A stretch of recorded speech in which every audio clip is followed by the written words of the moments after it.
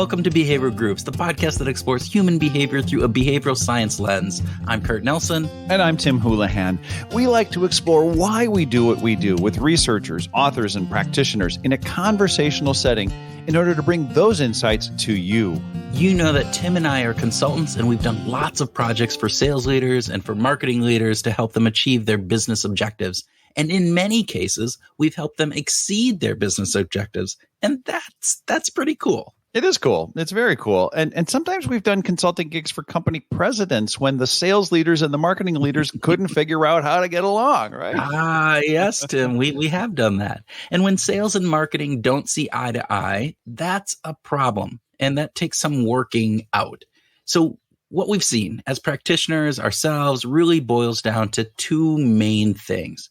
First, people who work in the sales and marketing department don't really understand each other's business to the degree that's necessary. Yeah. And they don't understand that sales and marketing need to work together to acquire and retain customers in a very integrated and collaborative way that embodies both disciplines' insights. And secondly, the objectives of these two departments are often in competition, or at least they're misaligned.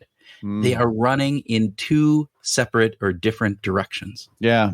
And for both of us, but suffice it to say, your work at the Lantern Group has brought lots of assignments with clients where individual goals and company goals and department policies don't always line up. It happens more frequently than I'd like to think, right? And so much of the time, Tim, it wouldn't have been a problem if they were more customer focused to start with. And that brings us to our guest, Andrea Belk Olson.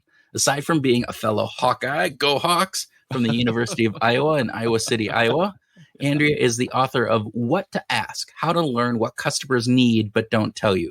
And that was released in May of 2022. Yeah, Andrea is an experienced business leader, speaker, coach, and TEDx presenter. She's also very familiar with the work of leading behavioral scientists. And we wanted to talk to her about her views of the real world, or in the wild, as they say, and get some tips on how to build more customer-centric organizations. We talked about some classic best practices like getting more of your employees in front of your customers to some more novel thinking about NPS scores and customer feedback surveys. Yeah, it was cool. And of course, the dreaded customer satisfaction measure. Ooh, the evil NPS. Yeah. Okay, well, with that, we'd like to invite you to sit back with your best Iowa oak-barreled customer feedback beverage and enjoy our conversation with Andrea Belk Olson.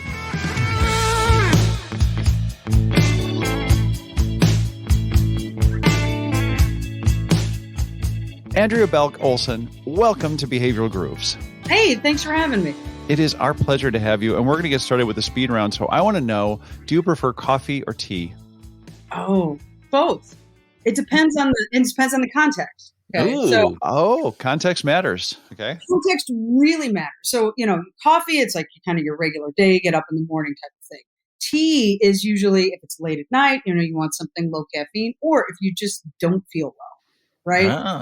You're under the weather, but you want some kind of hot liquid, soothing. So, you put the lemon and honey in it, and you're all set. There you go. All right. Yes. All right.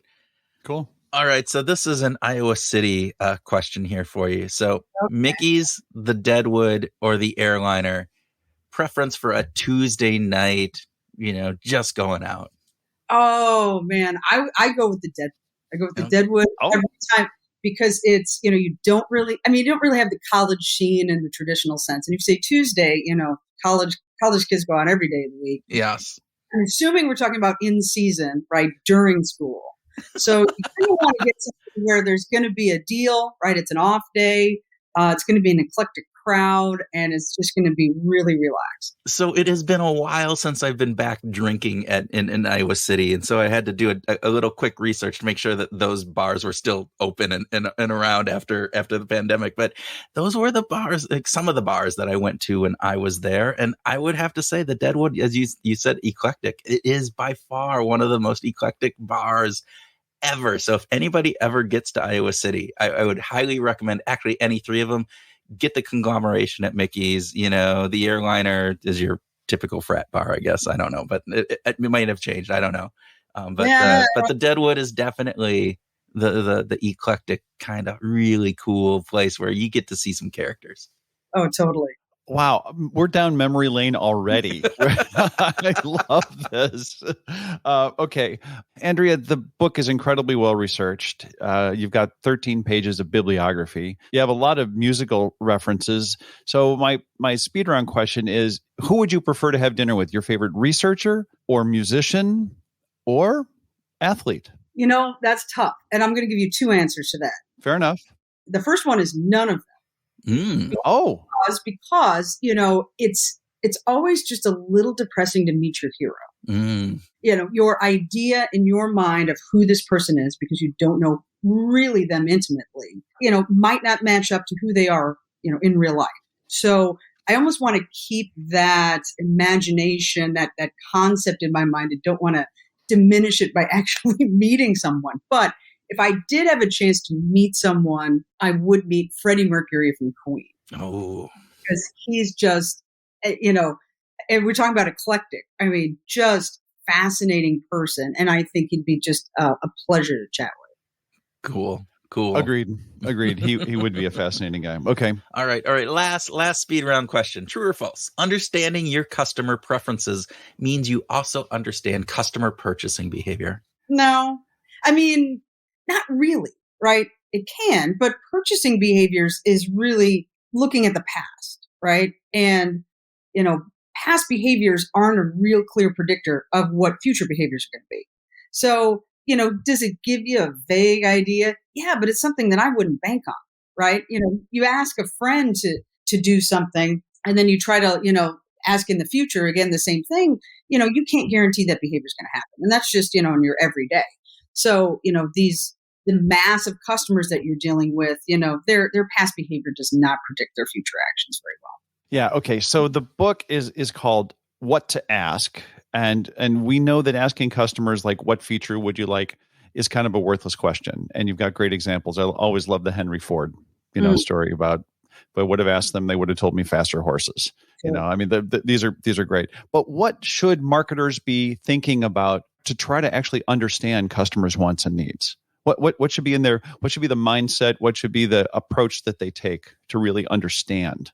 And that's a great question, because the book is really about unraveling that ball. And we always want a very simple, linear, prescriptive answer to all of our problems, right? Tell me how to do this. I'm going to go do it. And then my problems will be solved, right? But if you think about, isn't that why we're here today? I mean, give us the 4-step process and we're just going to go out and do that. There you go. But, I like to think of an analogy of like a veterinarian. Okay.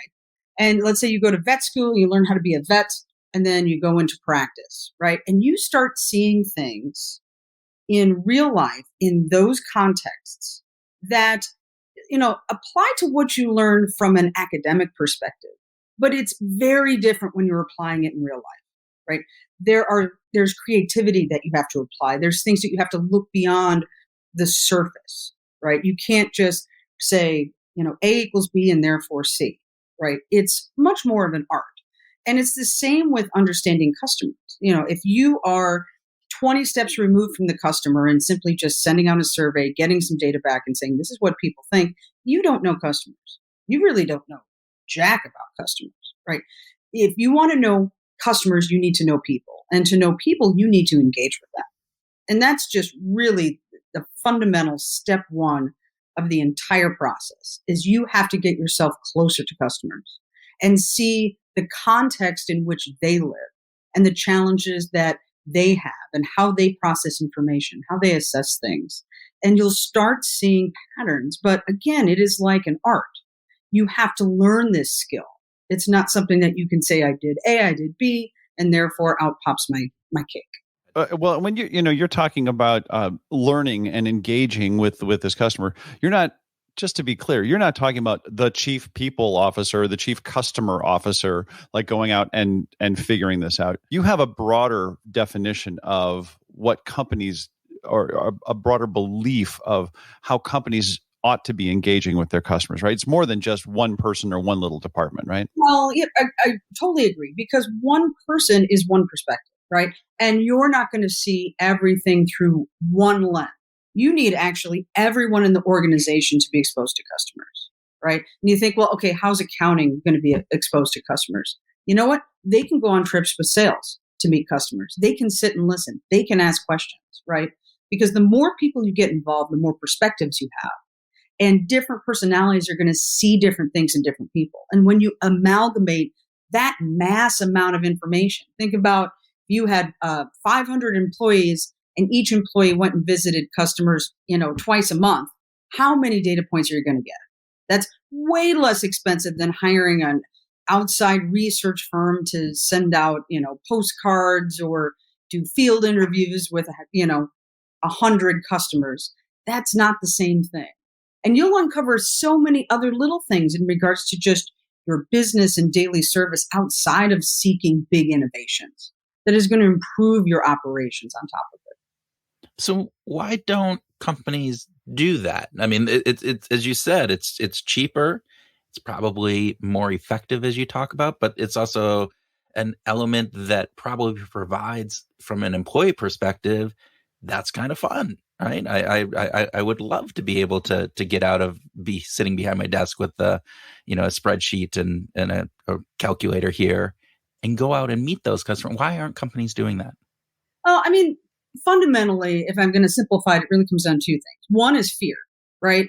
We don't want to expose things to customers that maybe are going to make us look bad, right? We don't want an employee out there that's going to ask a question that's awkward, or, reveal something that's, underneath within our company they don't want them to know. Or, we're just afraid that we're going to bug them, bother them, and therefore, we're going to lose business, right? And none of these things really are founded in logic or facts. It's just this emotional perception of, well, this could happen, so therefore I'm going to do nothing, right? And the business is moving along fine. It's not dramatically growing, dramatically shrinking. It should be okay. We just let sleeping dogs lie. But the second part is that when you get this qualitative information, right, you get all these anecdotes. It's like, how do you digest all of that into something that's actionable, right? How do you weigh and measure those things where customer A said this, customer B said that? How do I know which one's important? How do I know which one I can monetize? How do I know which one really fits our organization? Am I setting an expectation where the customer now thinks we need to deliver that and I can't? So it's easier just to kind of sit back and be quiet. And these are really the core reasons why people don't do it. Well, and I think there's an interesting piece that you talked about there in that last part, which is how do you synthesize all of that data in there? Whereas hiring a marketing research firm, you have a report at the end, or if you have that one department that's doing it. One of the things that I've seen quite often, which is really an interesting piece, and would love your thoughts on this, is that you get a marketing department within an organization, and they're going out and doing all this marketing research, and they're bringing that back in. And then they're sharing that information with new programs or processes that are required by sales. And then sales comes back and says, that's not how my customers think. That's not how they work. No way am I going to do that, right? That's like, this is the new, here's the new protocol that we have to do when we're going in and talking with customers. And they're going, I don't know where you got that from. Right. Do you see that? Do you hear that? Oh, man. I can't tell you how, I'm going to try to narrow it down to just a few stories on this. Marketing gets such disrespect oftentimes, right? Because they're the graphic design department. They're the make it pretty department. They're the ones that really don't understand customers. Sales knows the customers. They have the relationships of the most important, department in the organization. And what happens is marketing tries to insert themselves and then they just look like idiots, right? And I'm going to tell you, there was one time I was heading up a global marketing department and they showed me all the marketing materials they made. Like, this is all the information about the products and these little sheets. And, we have digital versions of it too. Yay. Wonderful. Right. But none of them had ever been in sales. Yeah. Problem number one, none of them had ever been in sales. When you have to talk to a stranger and you're trying to kind of pitch yourself, you're trying to kind of pitch a company, you're trying to understand them, it is the most nerve-wracking, scary thing. I don't care how pretty that brochure is. It's not a shield. It does not help you. And when I went out into the field, I actually, shadowed every single salesperson that was at least in the US proper at that time, and watch them talk with customers, just watch them talk with customers. And one guy, it was brilliant. He had actually made a binder, and this was kind of industrial equipment. And he went and took pictures before the thing was installed and after the thing was installed. And then, the location and the date, right? And what was installed. That's it. That was his sales tool. And he had pages and pages and pages of these, very simple, these are photos. This is what it looked like before. This is what it looked like after. This is what we did. And he could tell a story about each of those. It wasn't the product specs. It wasn't, the features or, the benefits or the cost. He was solving a problem. And so he wanted to illustrate that problem in a visual way for his prospective customers. And it was great. And it was way cheaper than putting together all these materials, right? So, it's those obvious disconnects that I think put marketing in a bad place because they are so far from the customer, regrettably, when they're the ones supposed to be communicating to the customer. Your story strikes me as a great example of how so many sales organizations, especially, operate because they're oftentimes distributed across wide geographic areas, and they're not sharing even among themselves some of these best practices, some of these really great ideas. Oh, that's secret. That's my secret sauce. Right. That's anybody else? No way. And it feels like it's such a loss to the organization collectively to not engage the best and brightest minds to share their secret sauce. And of course, you have there's a whole bunch of cultural things. We'll talk about culture in a little bit. But it does seem like a big loss when not even the salespeople are talking to each other about what works the best and how should we do this. But I'm completely sympathetic to this idea that too many times marketing is a step behind and 2 steps away from what is actually going on. What should they be doing? What's your recommendation on what marketing ought to be doing? I think they need to, put their concerns aside for a moment, right? The concerns about, are we being recognized? Are we being respected in the organization? Are we just the make it pretty department? And stop and say, what do we not know? What do we really not know? And, marketing is in service to the customer, but they're also in service to the rest of the organization. And I believe this is for every department, right? You're in service to the customer, but you are in service to the other people and departments you work with. And so they need to get out of the building. And that's not my quote. That's Steve Blank. I'm just going to give credit to him. But they have to get out of the building. They have to talk to customers. And maybe you just start with, a couple salespeople that are kind enough to say, hey, yeah, you can shadow me. I'm good with it. Others might bristle at it, and that's fine. But go in and absorb, listen, watch, take notes, ask questions of the salesperson afterwards. Try to understand the patterns, right? And it's kind of using this what to ask framework to understand the context in which they work, the context in which the customer lives in, and where those two meet, kind of a Venn diagram type of situation. And then assess what the needs are or the potential needs are. Don't assume before you have that conversation what's needed. Oh, well, we need a brochure. Why? Are you sure? How do you know? Who wants a brochure? And how is it going to be used? So maybe something that, I don't know, like we said, like the picture book might be way more effective, and something that can be customized from person to person. And this is the type of mindset that that marketing needs to shift to, and not this kind of our value is based on the output that we make.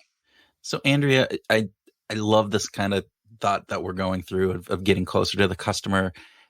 I do want to, though, go back and make sure that we're not denigrating marketing too much, because there are some times, at least in some of my experiences too, where marketing comes in, they've done some analytics, they've done some research, and they say, look, here's some really powerful data points. But again, then you get sales who says, nope, that's not for me.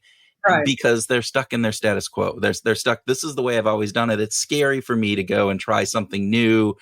even though the data is saying, look, if you go and you use this brochure, or if you go to this new customer who you haven't talked to before, as opposed to sticking with those customers that you continually have built relationships with, and it's easy.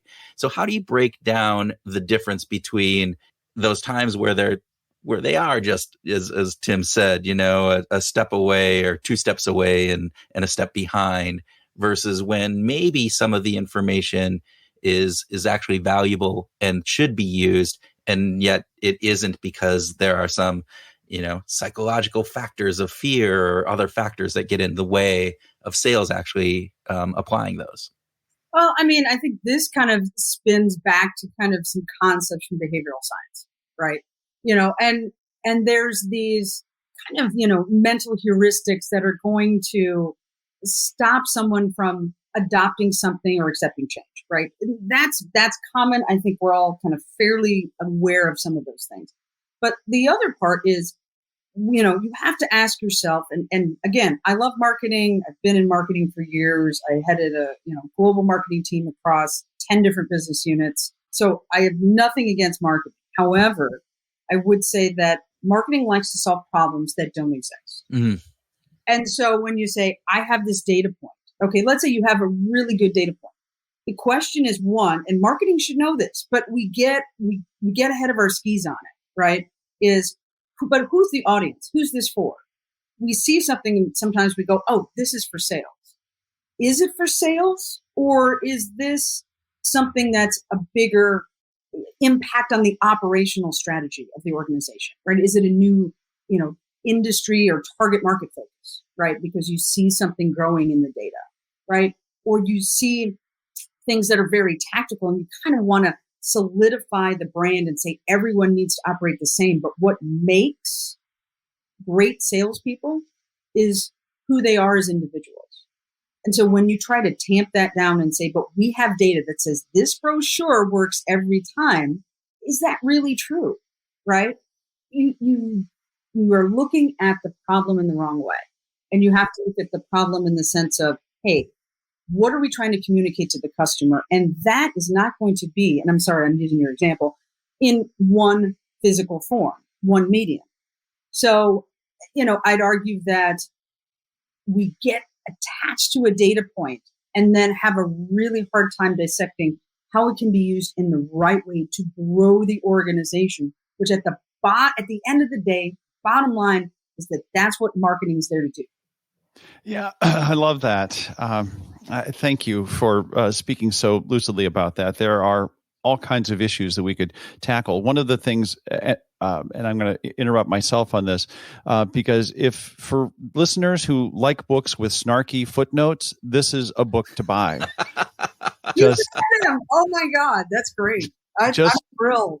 We're fans of snarky footnotes. That's just kind of our thing. And so, and one of the things that you take aim at are measurement tools. It's not to say that NPS or customer journey mapping are inherently bad, but there's definitely some shortcomings. And I was wondering if you could talk a little bit about what are the kind of measurements that we should be looking for. Again, what are the ways of measuring a customer relationship that would be valuable? I'm not trying to be obtuse, but it all depends on what you're trying to do, right? And so it's like, how do I measure the quality of a friendship, right? Well, it kind of depends on the friendship, right? Is this a business relationship? Is it an intimate partnership? Is it, a casual friend? And all of those have different values. All of those have different roles and functions, right? And they all can be important and utilitarian for your life, right? Not all customers are the same, right? There's going to be those customers that are passionate advocates. There's going to be ones that are just tourists, right? That come in and out. There's going to be ones that are incredibly fickle. And as an organization, you need to decide where you want to target first and foremost, right? Who are the people that you want to go after and have them become your intimate friend, if you will?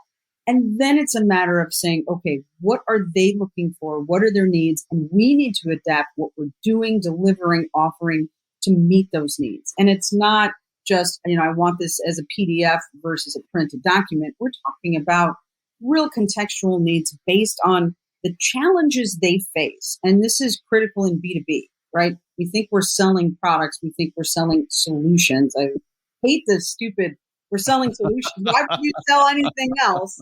Of course it's a solution. But you have to look at the person that you're selling to has a job, right? And unless they're just simply a buyer for a company, and even if they are a buyer, they still have a job. What are the challenges that they face in their job? And it's not just acquiring this product, right? What's the entire context? What are the other related problems that this product may touch, right? Looking at the big picture. And then that's where the door cracks open for opportunity to say, there's something new here that we could do. It could be as small as simplifying or automating a process, but it could be as big as saying, actually, we need to change this product or add a new product or bundle something or look at a whole new aspect of the market we never considered before. One of the things you talk about in the book is this idea, 3W ideation. Can you tell our listeners a little bit about what that is and what the importance of that is? Yes. So 3W ideation, and again, as I mentioned, I really don't like a 4 or 5 step process. But we have a 3-step or 3 W's here. 3W, well, it needs some type of framework. I guess. It does. It's hard to explain otherwise. But it's just really meant to change the way you think, right? I don't believe that I have some magic sauce that I can, conjure up some innovative solution to every business problem. But I believe that you can start getting people to think differently, no pun intended on Steve Jobs, but think differently about how they perceive customer problems. And I'll give you kind of a little bit more example on this 3W concept. It really starts with the first W, which is why, right? And that goes back to what problem are we trying to solve? And the example I use in the book is establishing what I call a query, right? A why query. It's the, what are we trying to solve and who are we trying to solve it for? So the example I give is, why would millennials want to get a mortgage? Because the mortgage is the product you're selling. Okay, let's say you're a bank. You're selling a mortgage. So why would millennials want a mortgage? Well, at first you might say, well, because they want to buy a house, right? I was getting ahead of myself there. But really, the query is intended to say, step back and look at what the catalysts would be and the context would be for that need. So this is the second part, this second W, which is what? Okay. So maybe they are having a baby. Maybe they just moved to town. Maybe they got a new job, right? Now, if you think about that bigger picture, what can you do as an organization that ties to the product you're selling, that mortgage, that creates new value for those specific contexts and challenges those customers are facing, right? So this whole construct is intended to help you shift your mindset. And then the third W is what I call wow or wow hypothesis, which is saying, okay, go through that query, go through a brainstorming exercise of all those contexts, right, that someone could have for your target audience. And then create a hypothesis, right?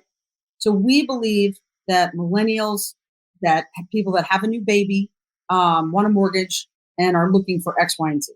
That's our theory. And the point of that is now you have something to go out and talk to customers with. This is what most organizations do backwards. They say, we need customer feedback.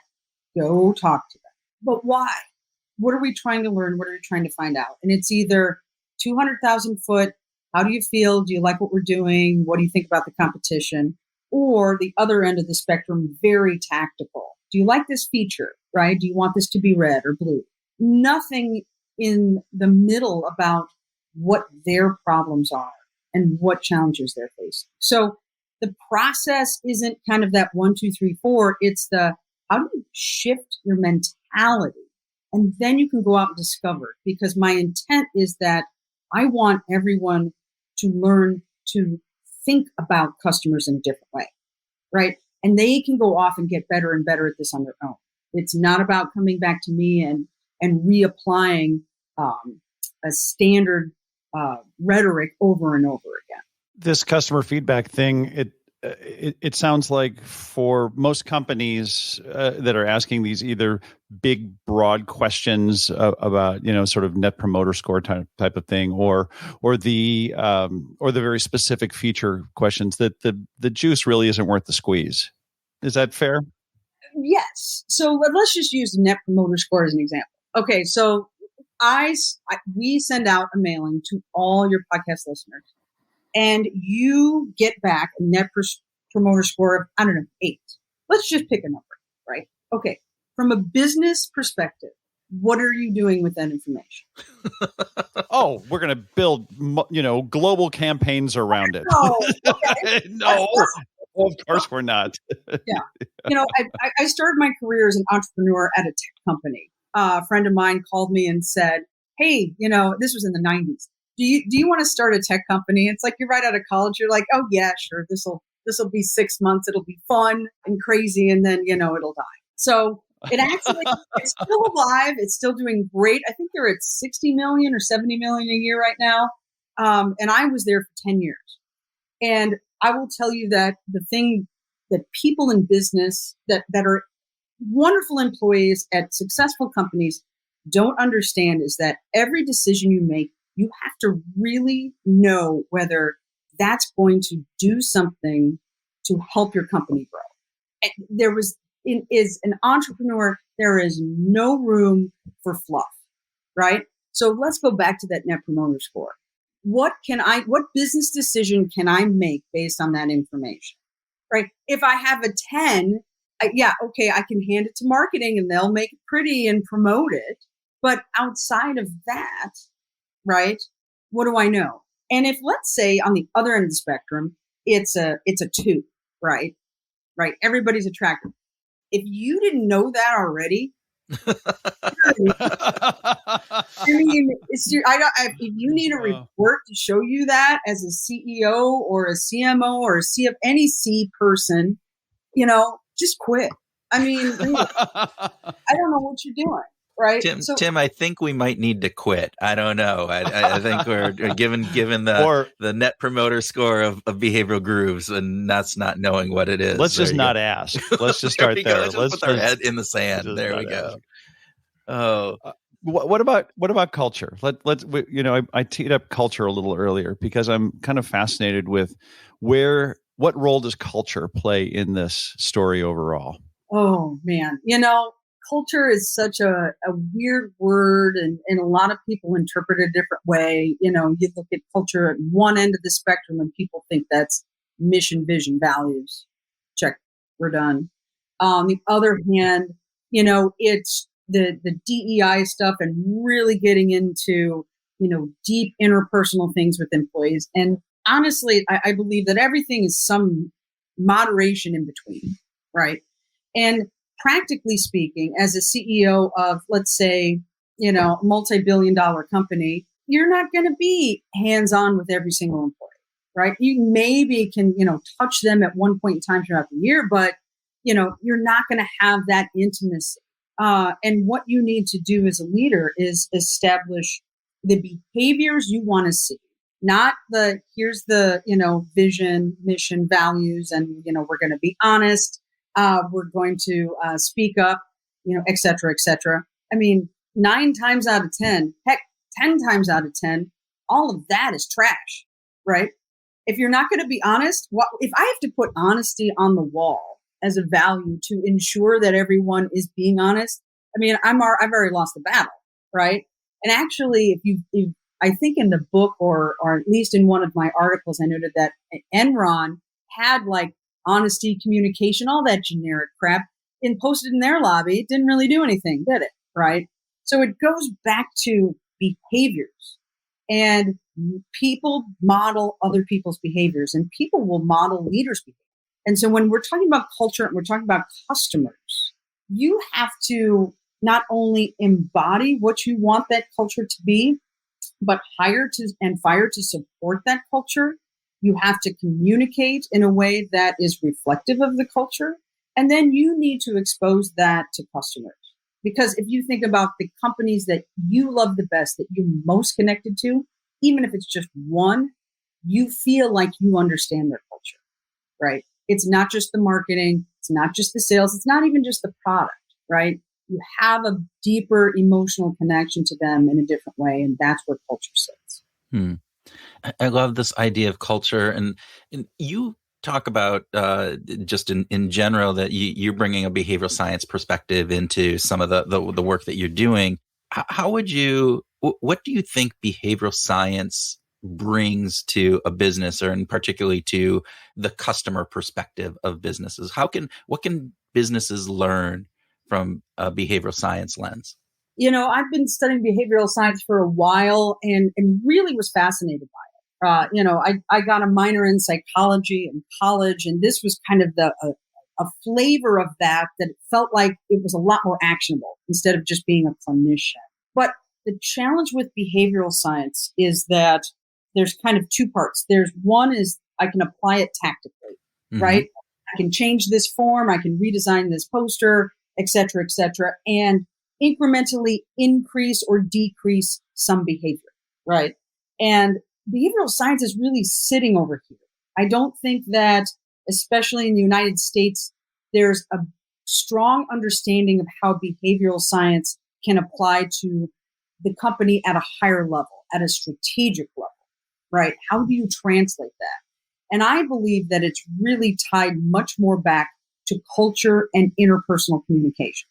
And I don't want to say that it's an opportunity to call people out, let's say when they're bike shedding, but if everyone in the organization is trained and understands, what these heuristics are, what these cognitive biases are, and can spot them in discussions, debates, meetings, when you see somebody sandbagging, right? That you can help continue to develop and shape that culture in a way that's much more productive and gets rid of that layer of garbage that usually comes along with bigger organizations where we call it politics, but, really it's just inefficiency, backstabbing, time wasting, posturing, and it really harbors resentment for those people that are really trying to get something done in the company. Yeah, nicely said. Thank you. I wanted to switch over to towards the end of the book. You bring up a quote about well, actually not a quote, but you talk about Beethoven as being this guy who, at the point that he becomes deaf, ends up composing some of the greatest music in his lifetime. And you said that he composed better after losing his hearing because he left the influences of others behind. So, of course, I wanted to bring it up because it's Beethoven and he's a fantastic musician. But I also wanted to bring it up because is there sort of this aspect of we're better off? Is it important in your thesis to learn the rules and then toss them? It's important to be aware of the rules, but don't give them, carte blanche, right? So any company, culture, community, country, right? You need to have some cognizant awareness of, what the rules are, right? And I say rules loosely. It could be, social rules, etc. But this doesn't mean that those are fixed, nor that they cannot change. And in a company, you need to think about why the rule was established, right? And this goes back to behavioral science. Was this to truly change behavior? Was it to just really eliminate a hassle? Is it really actually legally driven, right? Where we don't want to be liable for something. So we put this rule in place, right? But it really doesn't make sense. And so that questioning of those rules and understanding the history of those rules is important to then institute natural and logical and, oh my God, this makes sense. Why didn't they do this before change in the company versus your own opinions, feelings. If you're new and you see something stupid and you go, well, that's stupid. Why the hell have they been doing that? Oh, they've been doing that for 20 years. What the hell have they been doing? And, that's the way I was when I was younger. And I had a great mentor, a former CEO of a global elevator and escalator company, say to me, when you're new in an organization and a leader, the first thing you need to do is look around and take in as much information as possible of the lay of the land. Don't change a thing for a year because you don't understand why those decisions were made, when they were made, what was the context. Maybe the people have changed. Maybe it's a financial thing, et cetera, et cetera. So in any organizational culture, the first thing you need to do is understand the why, which kind of goes back to the 3 W's, right? It's like understand that purpose before you just throw out a massive change. And too many CEOs come in like a bull in a china shop and say, hey, it's new, it's my time, I'm going to make all these changes. But the downstream impact of that on the culture and, of course, on the customers, because they're going to feel it at the end of the day, is sometimes massive.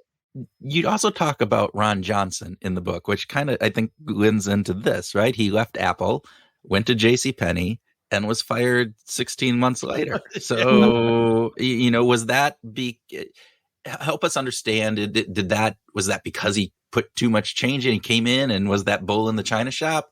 Were there other factors going in there? Help us understand your I think that was a part of it, but I think Ron's problem was that he had a recipe. And he was like, this is the recipe. And this kind of goes back to the beginning of our conversation. This is the recipe. This works. I'm going to go around and apply it here, here, here, and here. And this recipe should work here at JCPenney's. There's no problem with that. The problem is he didn't understand that context, right? He didn't understand that those customers were constantly looking for deals. There was actually an emotional satisfaction. I mean, if we think about it, when you're looking for a deal, right? And you find one, you're like, oh my God, yes, I got it, right?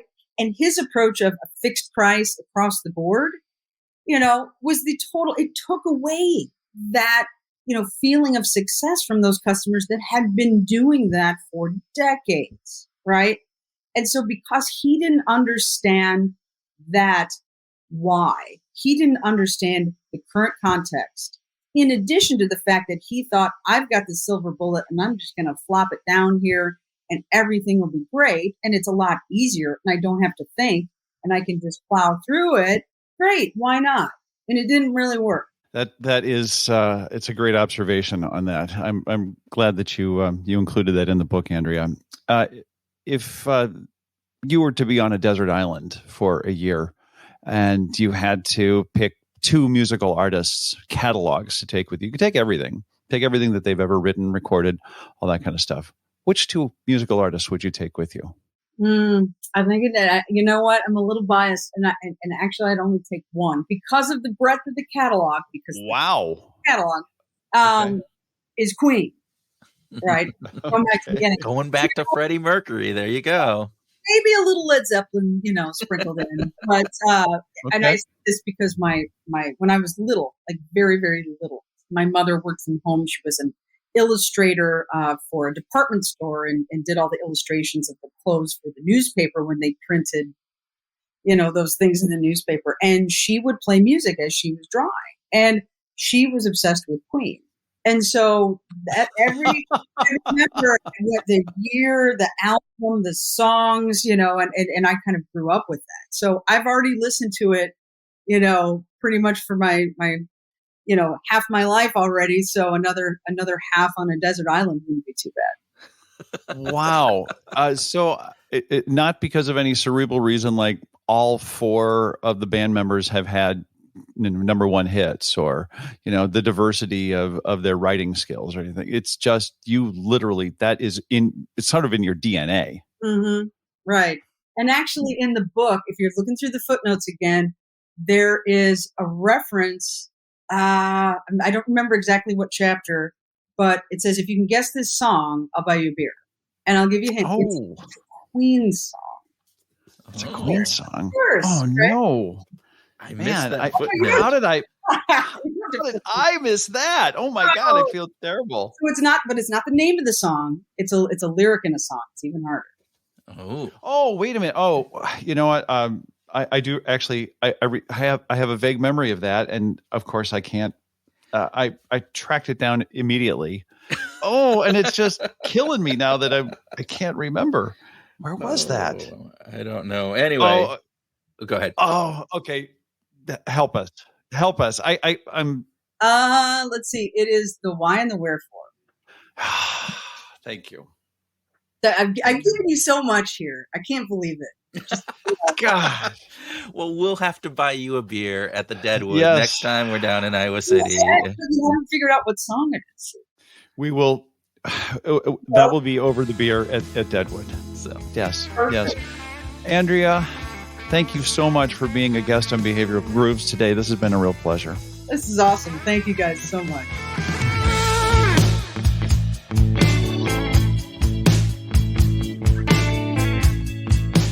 welcome to our grooving session where Tim and I share ideas on what we learned from our discussion with Andrea, have a free-flowing conversation, and talk about whatever else comes into our Iowa-informed brains. Okay, like you guys really dig that whole we're alums from the same university thing. That was kind of a big deal, wasn't it? Fight, fight, fight for Iowa. Okay. Let every loyal Iowan sing. Yeah, no, it's your alma mater. I mean, all right. I know it's probably rare. Probably overplayed that a little bit, but hey, there's not that many people that I get to talk with that on the show that are alum of Iowa. So yeah, Kurt Lewin wasn't an alum, was he? He didn't. He taught there. Yeah, he taught there. Yeah. So okay, and I never got to talk to him since he died before I was born.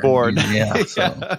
Okay. Yeah. Well, he was only there for a couple of years, by the way. But no, I mean it's cool, and she lives in the town where I grew up, and so all of those things. Yeah, that's that. Honestly, those are Cialdini would say those are liking and unity kinds of things. That end up persuading us in ways that we can't easily estimate. So it's not that Andrea's a cool person and I just clicked with her. It was these other factors, so I should just be like, it was yes and not either or. Okay. All of those things were happening. What did you take away from our conversation with Andrea? What was important to you? Well, I was awesome. I think that was no. Okay, here's one thing. There's a difference between practice and theory. And we've talked about this before. We've talked about this idea that what happens in the lab doesn't always translate well into, as you said in the intro, into the wild, as Dilip Solomon would say, right? That idea that that we aren't necessarily able to take the study that was done with 80 university freshmen and apply that across the board in an organization or in our communities, et cetera. And so I think there's a difference. Not that we should, right? That's not, as we, in our conversation with Dilip and Nina about the in the wild stuff, not all lab work has to translate into the real world. That's okay. But certainly Andrea wanted to emphasize this, like, don't get too hung up on that. Mm-hmm.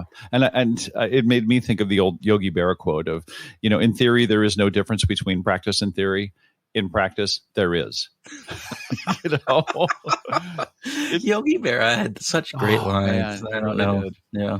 There's so much wisdom in that. And I just love it. What I think Andrea brought up, though, is that sometimes practitioners see things that theorists don't, that researchers don't, that they are so in the field, in what is actually going on. And if they're bright and observant and they're paying attention, then they can see a lot of anecdotal kind of factors that you go, oh, yes, this is what is going on. And I think that's really interesting. The one piece we didn't talk about is then how do you take those patterns that you see?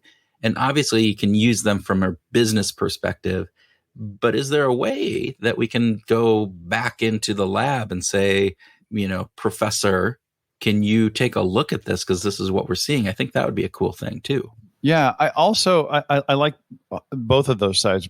It's both the sort of being available to the anecdotes and the variety as well as the patterns. But there's also, if you can get a lot of practitioners, a lot of customer facing people in the organization to collect those data points, and then you put them together, I think there could be all kinds of benefits to organizations from that sort of, it's a data collection story. Well, what? You just send out a survey. Wrong answer. Come on. It's so much easier. You can send out a survey and get all those data points that you want, right? I know. Something that really struck me was Andrea's question is why companies aren't doing more of this. Why don't getting more of their employees out in front of their customers? Exactly. I worked for a company called Deluxe Corporation that was in the check printing business. And, back when dinosaurs ruled the earth. But part of my training program as a young marketing dude was to spend a minimum number of hours during my onboarding with the customer service group to sit down, to plug in my headset next to the customer service rep's headset and listen for a minimum number of hours. And then for the first 2 years, I had to go back every quarter and make sure that I kept listening to customer. And the great thing about that was that I continued to get exposed to what do people say? What do the people who are paying for the product have to say? The bad news was that my observations were never aggregated in a way that got back to executives or product developers or anyone like that to actually do something about it. It ended up kind of ending with me, which is a little bit regretful, but it was still a great. It can be done, and it has been done, but it can be done better. I can't get over the visual image of you as a young marketing dude. Yeah. I'm still trying to picture that.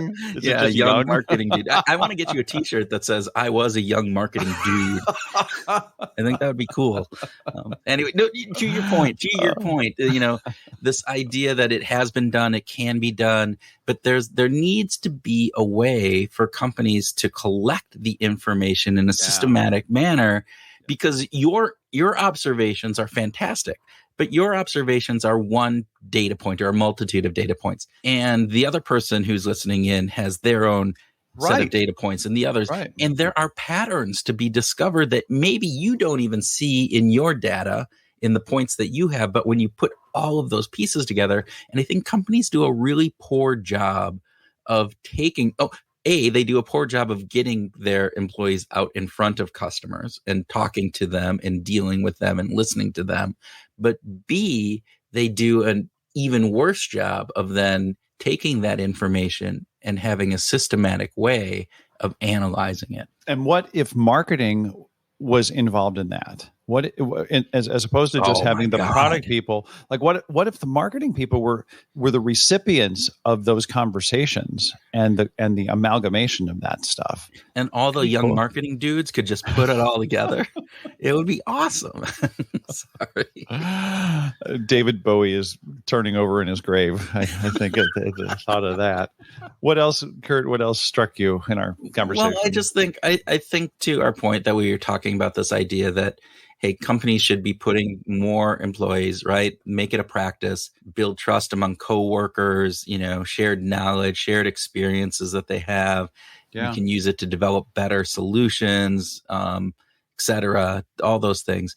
Yeah. But before you just putting employees in front of customers, I think you need to also put together a training for those employees to teach them what to look and listen for, right? You're not just out there observe. You were just put on a headset and listening in, right? I didn't have a guide. No. Yeah. Think about the difference if you would have had a guide. Here are the things to be thinking about, particularly as a marketing person. Yeah. How are people saying this? What are they thinking about these types of things? What's going on there? So it can help focus your attention and allow you to be purposeful in your thoughts. Now, granted, sometimes there's a great reward that comes from just kind of having a broad, open-minded exploration. But there's others. But also, like, what are the questions to ask? You talked about fear, this idea of how to overcome the fear, the trepidation that you have with this. And then in particular, what do you need to do with that information to share it back with the organization? Exactly. I love that. Actually, there are, with a little bit of Rohit Bhargava is kind of striking me, with you've collected the data, now organize it, go back and look at it, organize it. Again, he just put all those articles in that folder file and then kind of taking a big look at it, put all the data in a single repository, and then, take everybody to have an opportunity to kind of come in, sort, find the patterns, find the trends. Yeah. Those are interesting pieces. All right. Absolutely. So I think that probably wraps us up. What do you think? That wraps it up for our that conversation, works. Andrea? Yeah, okay. that works for me. I think it's good to just revisit the work that practitioners are doing, but do it through a behavioral science lens. There's so many great examples of behavioral science principles that exist in the world, but naming them and studying them, if we're more intentional about using them, I think businesses can be more customer focused. They could be, actually stronger and more successful enterprises by doing that. Yeah, and exactly. And I think Andrea's comments about getting more employees in front of customers does have a ton of great things, like building better relationships between customers and salespeople, spending more time in the field that can make their problem solving easier, faster, more effective, might even give customers a fresh view of the way that they perceive the company. That, That's true. if one of the accountants comes along on a sales call and is introduced properly. with the proviso of being introduced properly. and being trained, like the accountant needs to be trained about what they're doing out there. Yeah, exactly. It's really important for everybody in the company to have some direct experience with customer feedback. I think that's kind of the message. Yeah, and customer feedback isn't bad. I loved your example, right? And we just have to be aware of the limitations that go with things like surveys and net promoter scores.